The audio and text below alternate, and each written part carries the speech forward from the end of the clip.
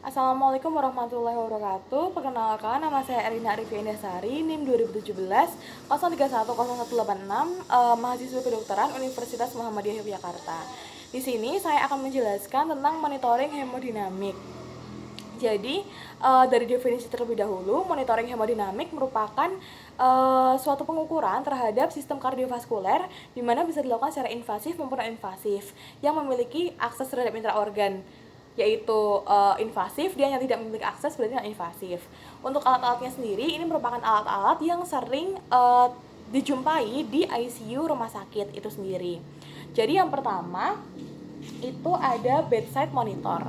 Ini merupakan bedside monitor untuk memonitoring keadaan seorang pasien dari beberapa aspek. Yang pertama ada EKG. Di sini EKG itu untuk merekam kelistrikan jantung atau menilai kualitas kelistrikan jantung dari pasien tertentu, dan bisa juga untuk menilai heart rate-nya, berapa kali denyut jantung pasien dalam waktu 1 menit.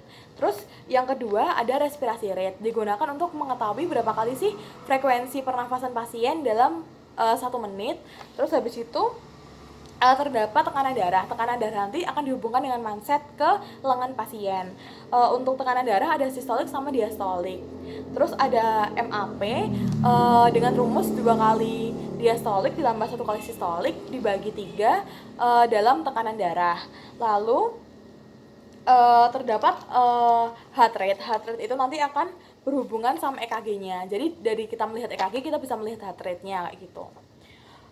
Untuk saturasi oksigennya kita bisa menggunakan pulse oximetry atau alat seperti ini yang biasanya dihubungkan ke jari pasien untuk men-scan atau menganalisis berapa sih kadar oksigen dalam darah pasien, berapa sih saturasinya, seperti itu. Nanti juga bisa terlihat di bedside monitor ini kayak gitu. Jadi saling berhubungan.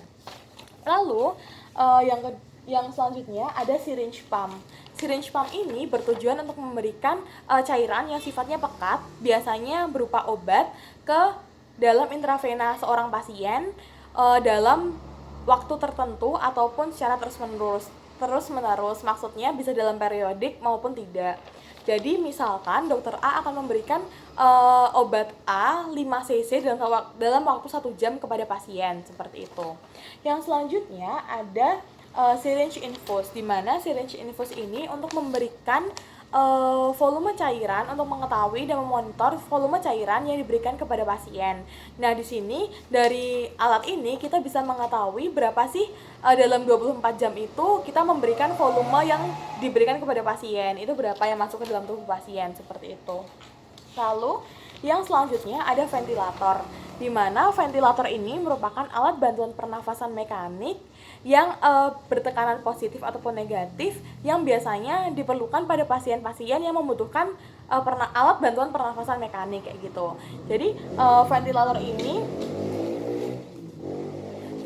ini juga sering terdapat di ruangan ICU gitu, pada pasien-pasien yang membutuhkan alat bantu pernafasan, seperti itu.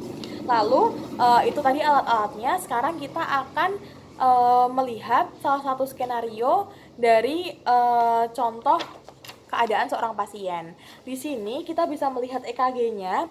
EKG-nya terlihat sinus takikardia dengan heart rate-nya 139 kali per menit.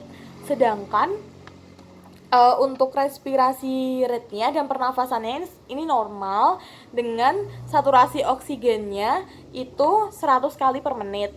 Dengan 100 kali, mohon maaf, 100 kali itu normal. Lalu untuk tekanan darahnya dari 71 per 54 mmHg dengan MAP tadi yang kita sudah masukkan ke rumus itu didapatkan nilai 54, seperti itu. Jadi bisa kita simpulkan dari bedside monitor pada pasien di kasus 1 itu bahwa si pasien ini terdapat sinus takikardi dengan tekanan darah yang rendah ataupun yang biasanya dihipotensi, seperti itu. Jadi sinus takikardia dengan hipotensi, seperti itu. Nah, mungkin itu saja yang bisa saya sampaikan pada kesempatan hari ini. Semoga bisa menambah ilmu pengetahuan juga buat teman-teman semuanya, dan mohon maaf apabila terdapat kesalahan yang dilakukan baik yang sengaja maupun tidak disengaja. Terima kasih atas perhatiannya. Assalamualaikum warahmatullahi wabarakatuh.